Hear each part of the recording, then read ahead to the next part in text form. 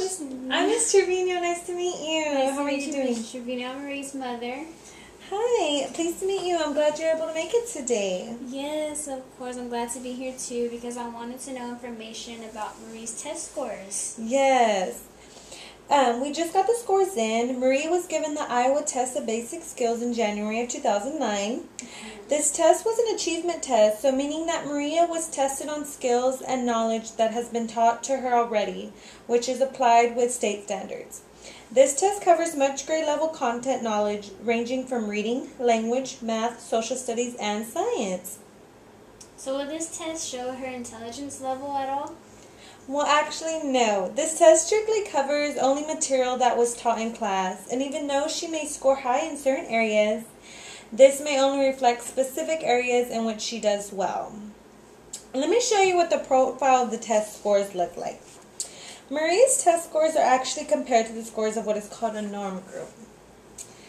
A norm group is a subgroup, in this case at a national level, where student scores are compared to other students in the same grade level. If students are tested in vocabulary, reading comprehension, language, math, social studies, science, and sources of information, like Maria was, this is called a complete battery. In language, they are tested in spelling, capitalization, punctuation, and usage and expression. The math consists of concepts and estimation, problem solving, and data interpretation, and math computation. This test also includes social studies, science, maps, and diagram reference materials, and critical thinking. In each subject, they are given a certain amount of questions to answer. For example, with spelling, students are tested in root words, which have 22 items. Affixes, they contain 6 items, and correct spelling contain 4. The raw scores are simply the numbers of items answered correctly. And in order for them to be used to our benefit, we must calculate them to know the true meaning. Simply knowing the raw scores by themselves are just as not useful compared to other scores that we get from the raw scores. For example, when we look at the root words, we saw it had 22 items. We know that Maria attempted 22 of the items and got 16 correct. And we know this because we know that she got 73% correct. We can use this raw score to calculate many scores on this chart here. Let me show you. One of the scores that we look right here, this is called a bell curve. One of the scores that we look at on the bell curve, which is called a percentile. Oh, it's the same as a percentage of her raw score? Well, no, actually, it describes how Maria compares to other students' scores, or as mentioned earlier, the norm. So here it is on the bell curve, percentile. When we look at her spelling, her percentile rank was 46. So we use this number to plot it on the bell curve. So we know that she scored better than 46% of the national norm. In social studies, her percentile was 80%, which when we look at on the bell curve, she scored 80% better than the norm. The percentile bands, which are indicated right here by the shaded black bands, show us that the scores has a SEM, which means standard error measurement. This means that every test, as we know, has some degree of error. We cannot determine what type of how much error affects a student's score.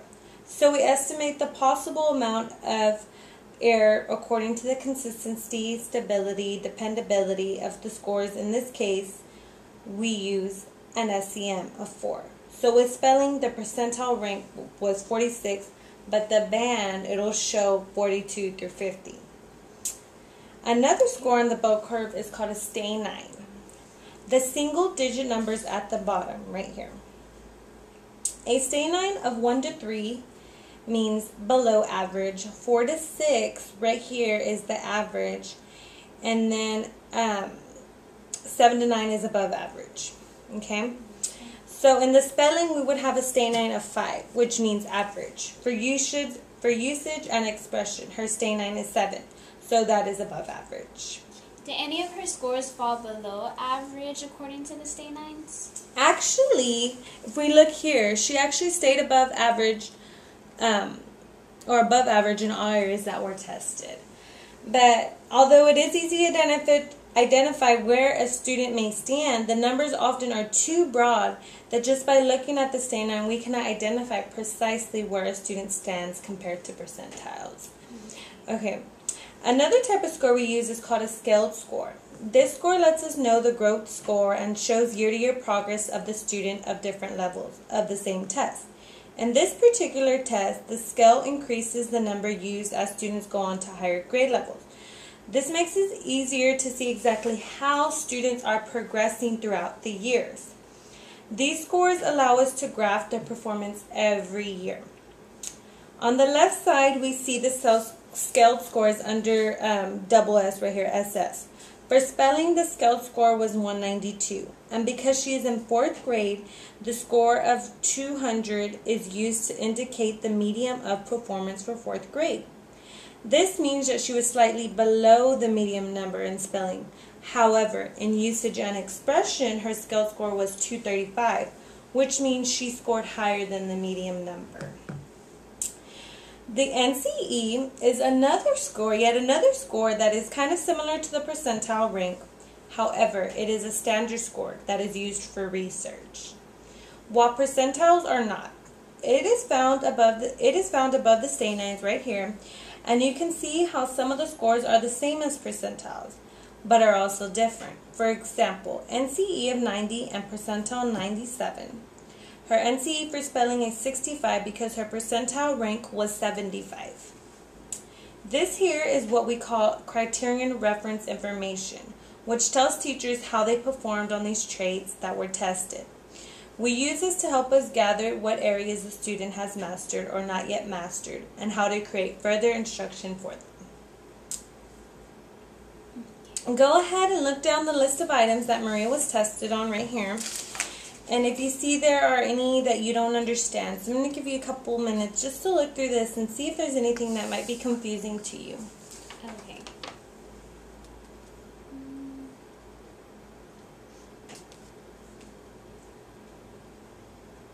Okay. Under reading comprehension, it says factual understanding. What does that mean? Factual understanding are basically questions that test the student's literal understanding of what was stated in the text. So that's what that is. Do you have any other more questions about the content area itself? Or do you pretty much understand? No, that was my only question when I looked over it. Okay, great. I want to go over some of Maria's strengths. If we look here at the specific skills test, we will see that she scored high in inferencing and interpretation, names and titles, organization of ideas, measurement, single and multi-step problem solving, read amounts, and social studies. Okay, so those are all her strengths. Now, on the other hand, this is where the criterion reference information will come in handy to help me create further instruction for her. When we go back and look at this information, we will see some of her weak scores. Weak scores were in such skills as names of organizations and groups under capitalization, words with affixes, and correct spelling. Here are some samples of Maria's spelling quizzes that I collected in my portfolio and other activities over capitalization. We'll work on these skills some more. However, this does not affect her overall reading comprehension vocabulary. They're just skills that need to be practiced more. Okay. Is there anything that we can practice on at home with her? Of course. I will be putting together an activity packet that she'll be able to complete, and you can help her as well and check over her work as she completes it. Just make sure to check her daily homework and ensure she understands everything. Do you have any questions all over what we covered today? No, I think I understand mostly everything. If I have any that arise, I will be sure to email you. Yes, of course. Feel free to email me. Here's the handout of further explanations of the test scores for you to take home. I'll continue monitoring Maria's progress and keep up with her work portfolio so I know how she is progressing throughout the year. And thank you again for coming in. I really enjoy Maria in my classroom. She shows much effort every day. And thanks to you for putting much effort in as well to keep her focused. It definitely shows in the classroom. Thank you, Ms. Trevino, for your time. I definitely feel more informed. I know Maria's in good hands. Bye. All right, bye.